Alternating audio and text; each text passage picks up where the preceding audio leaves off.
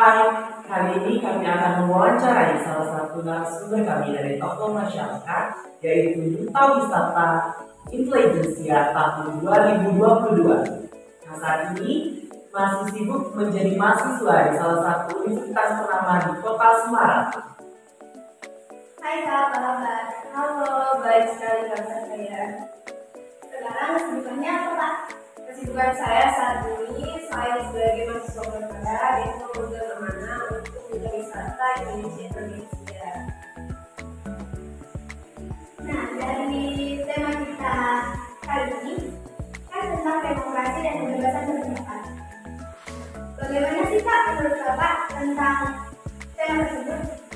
Baik, menurut saya tema ini sangat menarik ya, bahwa menurut saya sendiri demokrasi itu adalah suatu konsep dari berbagai negara yang dianggap untuk Indonesia, bagaimana negara ini dibentuk dari rakyat untuk rakyat juga, dimana di sini itu adalah masyarakat itu sendiri memiliki hak untuk berpendapat, memiliki hak untuk menentukan arah hidupnya masing-masing dan diimplementasikan suatu demokrasi itu lewat kebebasan berpendapat itu sendiri.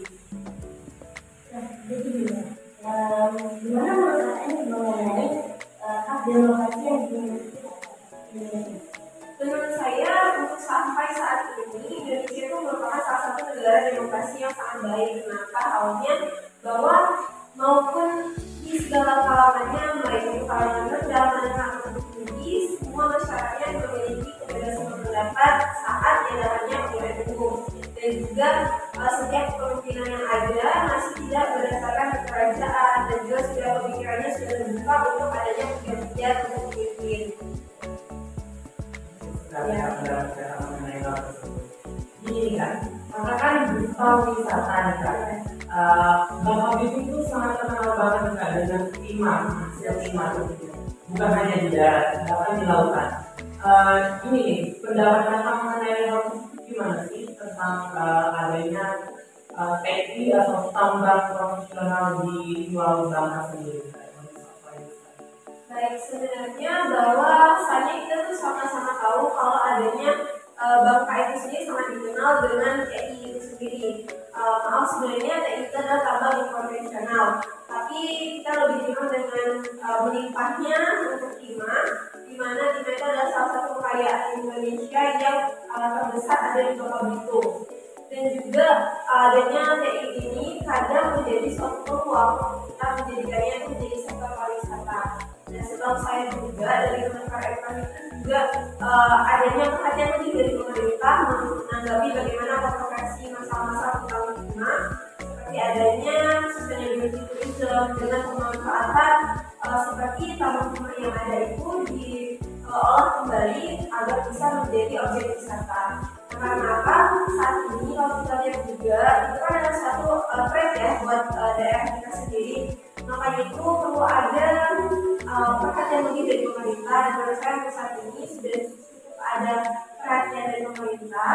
Alangkah baiknya adalah dengan bagaimana kita mengurangi adanya TNI itu sendiri, taman lingkungan berencana, karena TNI itu adalah bentuk salah satu tindakan ilegal yang seharusnya tidak dilakukan, karena kan TNI itu juga harus ada syarat-syarat izin untuk membuka suatu pertambangan dan lain sebagainya. Terima kasih Kak atas jawabannya. Selanjutnya, apa sih Kak menurut Bapak dampak positif mengenai penambang timah yang menyebar luas di lautan Bangka? Dampak positif sebenarnya untuk penambangan timah itu sendiri tidak ada salahnya, karena itu adalah salah satu mata pencarian yang besar yang ada di Bangka ini sendiri ya, untuk masyarakat Bangka Belitung. Tapi untuk penambangan timah itu sendiri ada di daerah lautan itu ada batasnya. Jadi kalau yang pernah saya baca, koreksi kalau salah, itu tuh untuk penambangan di lautan itu harus berjarak 1 mil dari bibir pantai. Jadi itu untuk bagaimana agar kita itu merekonstruksi lagi agar apa yang dibangun itu timah tidak merusak dari ekosistem yang ada di sekitaran kehidupan masyarakat itu sendiri. Karena kan kalau adanya kapal hisap ataupun timah-timah di lautan, yang pertama itu merusak estetika dari tempat pariwisata, bibir pantai, dan juga yang kedua itu merusak juga ekosistem air. Jadi nelayan juga akan mata pencariannya menurun karena emang ekosistem laut itu terganggu dengan adanya tambang konvensional yang di lautan itu sendiri. Kalau dampak positifnya, baiknya sih untuk mengikuti lebih peraturan-peraturan yang sudah ada dari pemerintah. Jadi untuk penanaman pisang sendiri memiliki dampak positif dan negatifnya. Jadi seperti kita tahu, penanaman pisang ini kan sangat lebih berkuasa di lautan bangsa, dan pemerintah juga pasti memiliki peran untuk mengatur dari penanaman pisang itu sendiri ya Kak. Nah, jadi menurut Kakak, apa sih peran yang seharusnya dilakukan pemerintah untuk menanggulangi penambang pisang ilegal yang ada di bawah? Baik, harusnya kalau dari kacamata saya sendiri ya, pemerintah itu harus lebih tegas untuk lebih bisa memberhentikan penambangan timah yang ada. Jangan sampai adanya pandangan publik untuk pemerintah itu ikut campur juga di dalam penambangan timah konvensional yang ada di pinggir-pinggir bibir pantai. Karena sekarang juga kalau misalkan kita lihat aja di pantai yang terdekat, misalnya seperti di Pantai Matras, itu juga di pinggir-pinggir pantainya banyak sekali kapal-kapal hisap yang udah mulai ramai banget dibuka. Harusnya pemerintah itu kan bukan sesuatu yang tertutup ya, itu sesuatu yang bisa dilihat oleh banyak orang. Baiknya itu adanya ketegasan lagi dari pemerintah untuk mensahkan dan juga merevisi lagi undang-undang yang ada tentang penambangan timah itu sendiri, agar masyarakat itu juga ada dari keyakinan hatinya untuk tidak melakukan hal yang memang dilarang tersebut. Berarti di sini para pemerintah itu sangat diperlukan sekali mereka dari misalnya kita keluar dari topik yang tadi kan dari timah. Di tahun 2020 nanti itu kan ada pesta demokrasi nih kan, pemilihan dari gubernur kita, bupati, bahkan DPR, bahkan presiden nih kan. Nah, tentang hal tersebut bagaimana sih Kak pendapatnya mengenai hal tersebut? Baik, kalau menurut saya itu adalah hal yang mungkin bagi banyak sekali orang, hal yang betul-betul bagaimana kita akan meregenerasi kembali, mengubah kembali tatanan kepemimpinan yang ada di Indonesia. Itu pastinya akan ramai banget dengan berbagai macam cara-cara setiap parpol yang memang saling menarik untuk suara masyarakatnya. Menurut saya, bagaimana itu nanti berlangsungnya, kita sebagai masyarakat umum pastinya apabila kita memiliki hak suara, mari berikan saja hak suara kita, karena itu adalah salah satu tanggung jawab kita sebagai masyarakat Indonesia untuk menentukan juga hak untuk berpendapat dan juga berdemokrasi kita dalam menentukan pemimpin depannya Indonesia. Kak, jawabannya baik Kak. Kalau pernah nggak sih mendengar isu-isu tentang presiden bahwa akan mencalonkan diri dan menjabat selama 3 periode? Itu isu yang sangat sekali ya, apalagi kita lagi akan ada pesta rakyat seperti yang sudah dibilang Kak Bagus tadi. Bagaimana di sini banyak sekali orang yang akan mencalonkan dirinya, orang yang akan untuk mempertahankan kehidupannya, ataupun orang yang akan berusaha menaik dirinya untuk suatu jabatan tersebut. Tapi bagi saya it's fine, bagi saya ya baik-baik saja. Kenapa? Selagi kita masih di negara yang demokrasi, itu adalah suatu kebebasan bagi setiap orang untuk bisa dipilih dan juga memilih. Jadi kalau memang kualifikasi dari Jokowi itu sendiri untuk bisa menjabat sebagai 3 tahun, dan apabila suara rakyat memang masih memenuhi dirinya, itu baik-baik saja. Karena apabila memang terpilih untuk 3 periode, artinya kepercayaan masyarakat masih sangat besar kepada beliau. Sebenarnya katanya juga ya, pasti banyak cara yang akan dilakukan oleh para calon mungkin gubernur, bupati dan sebagainya supaya mereka disenangi dan terpilih menjadi calon tersebut. Nah, salah satunya mereka pasti akan melakukan tindakan suap menyuap yang dilakukan oleh tim sukses yang mereka pilih tersebut, seperti memberikan uang ataupun sembako dan lain sebagainya. Nah, menurut Kakak, tindakan suap menyuap tersebut gimana sih? Baik, sebelumnya sebelum kita bicara untuk sesuatu yang sangat sensitif seperti ini, bagi saya kita harus memenuhi mereka bahwa tindak menyuap itu adalah suatu tindakan yang apabila digunakan dengan uang pemerintahan, apabila itu memang dari beberapa mereka sendiri atau politik sendiri, bagi saya itu adalah salah satu trik kerja dari mereka, karena setiap parpol itu pasti punya berbagai cara yang memang itu adalah trik dari mereka untuk bisa menggait suara, dan itu fine apabila memang dari pribadi masing-masing dan apabila tidak menjadi dari pemerintah. Menyuap itu juga apabila dia tidak memang tidak mengganggu dari saat berlangsungan dari pemilihan, seperti bagaimana kotak suara masih apabila masih bersih, apakah melihat pembacaan dari suaranya juga masih bersih dan juga dilakukan dengan berjurdil, bagi saya itu belum bisa kita katakan tindak yang sangat tercela atau bagaimana, karena memang masih memang dari hati pribadi mereka masing-masing. Tapi baiknya adalah bagaimana pemerintahan itu untuk bisa lebih tegas juga, bagaimana membatasi hal-hal yang takutkan itu terjadi, karena banyak sekali kasus-kasus seperti itu terjadi. Baiknya juga dari calon-calon parpolnya itu sendiri baiknya untuk lebih mendekatkan hatinya lewat kerja-kerja nyata. Tapi memang apabila memang pribadi masing-masing sebenarnya baik-baik saja, apabila tidak menjadi dari orang yang sendiri. Dari beberapa prediksi yang kakak sampaikan tadi, kita tidak sebagai masyarakat awam, apa sih yang harus kita lakukan untuk menghindari hal tersebut, atau kita malahan ikut-ikutan kan? Nah, kalau dari saya sebagai masyarakat umum, pastinya siapa sih nggak senang kalau dikasih, apalagi orang dengan jenjang masyarakat dengan jenjang yang rendah ya, pendidikannya dan juga perekonomiannya. Maka dari itu baiknya kalaupun memang kita untuk memilih suatu pemimpin itu lebih baiknya apapun yang diberikan oleh banyak parpol lainnya itu lihat kembali apa kinerja yang sebenarnya diberikan, karena apapun kita menolak pun itu sebenarnya adalah tindakan yang tidak sopan. Tapi kalau memang ini dari saya pribadi ya, kalaupun kita jangan sampai kita meminta, lebih baik kita menerima.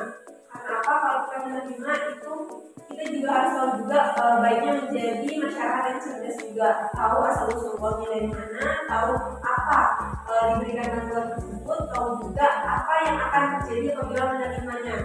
Jadi baiknya itu lebih menjadi masyarakat yang lebih cerdas lagi dalam memilih dan juga memilah tindakan apapun yang dilakukan, apalagi masalah perpolitikan yang sebentar lagi akan berlangsung masyarakat ini. Banyak sekali akan banyak orang-orang yang mencoba dengan berbagai macam cara, baik cara yang positif atau cara negatif. Itu adalah kembali lagi setiap masyarakat memiliki kebebasan untuk memilih dan juga dipilih. Jadi kembali lagi memilih. Kita membahas mengenai bagaimana baik dari pemerintahan yang ada di dalam kota dan dari demokrasi. Nah, kali ini kita mau membahas mengenai RUU KUHP yang katanya kebebasan berpendapat kita sebagai rakyat Indonesia akan dibatasi.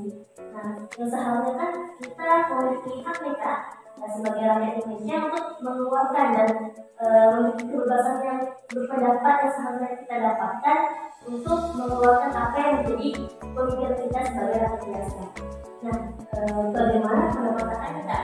Seandainya memang hak berpendapat kita sebagai rakyat dibatasi oleh pemerintah, jadi apa yang kita bicarakan dengan pemerintah tidak dilakukan lagi, bagaimana? Sebenarnya kalau dari saya pribadi ya ini masih isu yang sangat hangat sekali tentang RUU KUHP itu. Bagaimana kita itu banyak masyarakat yang emang merasa kalau itu adalah kebebasan bersuara kita dibatasi atau sebagainya. Sebenarnya kalau kita bercermin dari sisi positifnya adalah bagaimana dari pemerintah itu sendiri pasti sudah melakukan berbagai macam sidang untuk bisa menentukan untuk berlangsungan RUU KUHP yang terbaru ini. Baiknya juga sebagai masyarakat kita harus mengambil lebih banyak sisi positifnya, karena semakin kita mengambil dari sisi negatifnya, maka apapun yang ada di pemerintahan ini akan semakin tidak terkontrol dan tidak bersinergi. Karena apa? Kalau kita semakin terus menanyakan dari sisi negatif, maka apa yang ingin dihasilkan dari suatu yang udah dibentuk sama pemerintah itu sendiri, outputnya tidak akan terasa sama kita karena emang dari awal hati kita itu udah menolak. Nah, kalau emang untuk kebebasan berpendapat dari misalnya itu apapun dibatasinya selagi itu positif, maka tidak akan ada suatu batas bagi seseorang dalam berpendapat.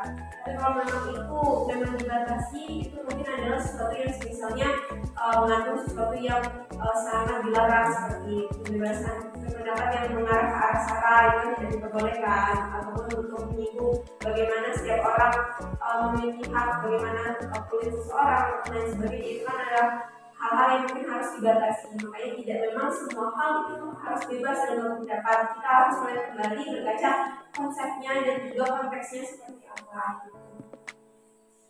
Baik Kak, dari pertanyaan yang telah kami tanyakan pada Kakak, apa sih Kak pesan yang ingin Kakak sampaikan kepada mengenai demokrasi dan kebebasan berpendapat?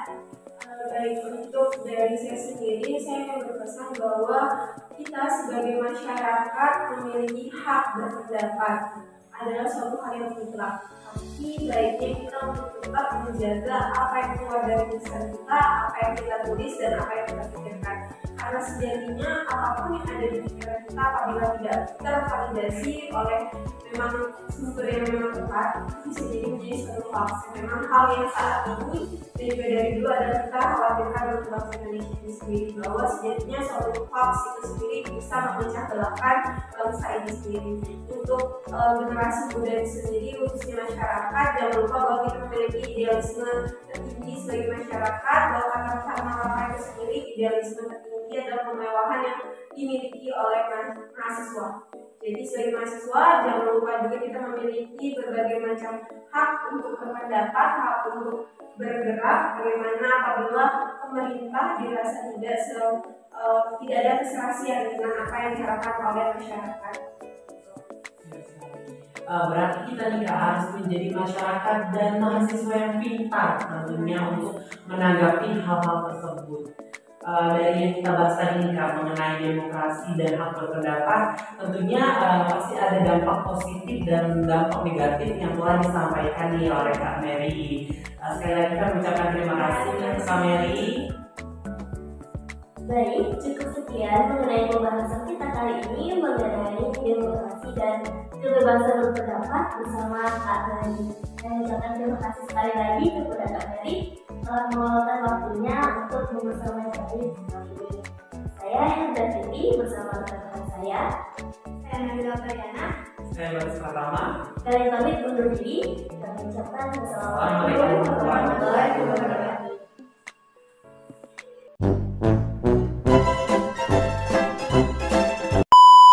Provinsi di Kota Semarang.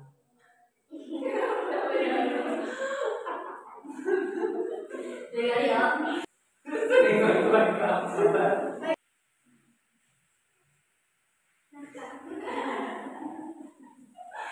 Baik Kak, dari